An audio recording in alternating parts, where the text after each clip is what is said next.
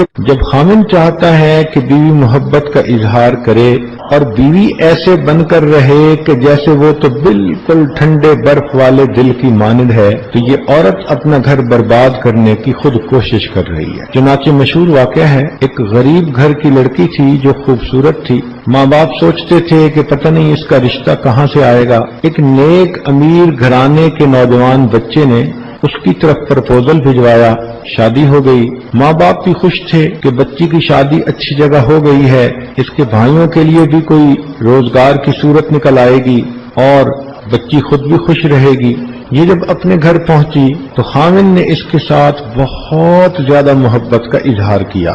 یہ اس محبت کو دیکھ کر نخرے میں آ گئی۔ خاوند جتنا محبت کا اظہار کرتا، یہ اتنا اس کی طرف سے سرد مہری کا ثبوت دیتی۔ خاوند بہت زیادہ اس پر قربان، صبح شام اس کی رٹ لگی تھی، تم میرے دل کی ملکہ ہو، تم نے میرے گھر کو جنت بنا دیا، میں تو سوچ بھی نہیں سکتا تھا کہ اتنی اچھی خوبصورت بیوی مجھے مل جائے گی۔ یہ جتنی اپنی تعریفیں سنتی اتنا زیادہ نخرے میں آتی۔ خیر کچھ دن گزرے، ایک دن روتی دھوتی یہ اپنے گھر واپس آ گئی۔ خاوند اس کو میکے چھوڑ کے چلا گیا۔ ماں نے پوچھا کہ بیٹی کیا ہوا؟ تو کہنے لگی کہ خاوند بہت محبت کے موڈ میں تھا، مجھے پیار کر رہا تھا، چاہتا تھا کہ میں اس کے ساتھ محبت کا اظہار کروں، اور میں ایسے گمسم تھی کہ جیسے مجھ پر تو کوئی اثر ہی نہیں ہو رہا۔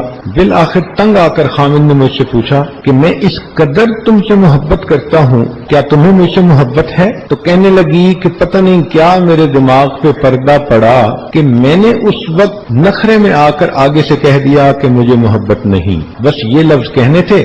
خاوند غصے میں آ گیا۔ اس نے کہا کہ جب تمہیں مجھ سے محبت ہی نہیں تو جاؤ، جہاں محبت ہو وہاں زندگی گزارنا، میری طرف سے تمہیں 3 طلاق ہیں۔ اب جب شادی کے 1 مہینے میں اس کو طلاق ہو گئی اور پھر ماں باپ کے گھر آ کر رہنا پڑا، تب اس کی آنکھیں کھلیں کہ لمحوں میں خطائیں کی، صدیوں میں سزا پائی۔ پھر اس کے بعد اس کی دوسری شادی نہ ہو سکی، اس لیے کہ جو اچھے رشتے تھے وہ کنواری لڑکی سے شادی کرنا چاہتے تھے، اور اس کے نام پر تو شادی کا دھبا لگ چکا تھا، اور جو رشتے آتے تھے تو بڑی بوڑھی عمر کے لوگوں کے آتے تھے، ان سے شادی کرتے یہ گھبراتی تھی۔ تو اس نوجوان خوبصورت لڑکی کی زندگی روتے دھوتے ہی گزر گئی۔ تو دیکھیں یہ کتنی بڑی بے وقوفی ہے۔ وہ زندگی کا ساتھی ہے، وہ اپنے دل کے سکون کے لیے، اپنے اطمینان کے لیے اگر یہ چاہتا ہے کہ میں اس بیوی سے اتنی محبت کرتا ہوں تو کیا یہ مجھ سے محبت کرتی ہے؟ تو جواب میں بیوی کو اس کا اظہار کرنا چاہیے، کہنا چاہیے کہ ہاں مجھے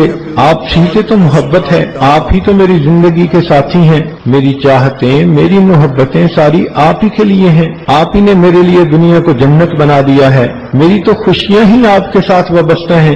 ایسے الفاظ کہنے میں کیا رکاوٹ ہوتی ہے سوائے اس کے کہ نفس کی شرارت ہوتی ہے، یا شیطان بدتمیز پیچھے اس کے پریشان کرنے کے لیے تلا ہوا ہوتا ہے، اس کے سوا اور کچھ بھی نہیں ہوتا۔ سیدہ عائشہ صدیقہ رضی اللہ تعالیٰ عنہا نے نبی علیہ الصلوۃ والسلام کی محبت میں اشعار بنائے، اور یہ ان کے شعر بڑے مشہور ہیں کہ جب نبی علیہ الصلوۃ والسلام عشاء کے بعد صحابہ کی مجلس سے فارغ ہو کر گھر تشریف لاتے تھے تو عائشہ صدیقہ رضی اللہ تعالیٰ عنہ فرماتی ہیں کہ نبی علیہ الصلوۃ والسلام مسکراتے چہرے کے ساتھ آتے تھے، سلام کرتے تھے۔ اس وقت عائشہ صدیقہ رضی اللہ تعالیٰ عنہ نبی علیہ السلام کو یہ شعر سناتی تھیں۔ کیا شعر فرماتی تھیں؟ فرماتی تھیں لنا شمس وللآفاق شمس، اے آسمان ایک تیرا بھی سورج ہے اور ایک ہمارا بھی سورج ہے۔ لنا شمس وللآفاق شمس، اے آسمان ایک تیرا بھی سورج ہے اور ایک ہمارا بھی سورج ہے۔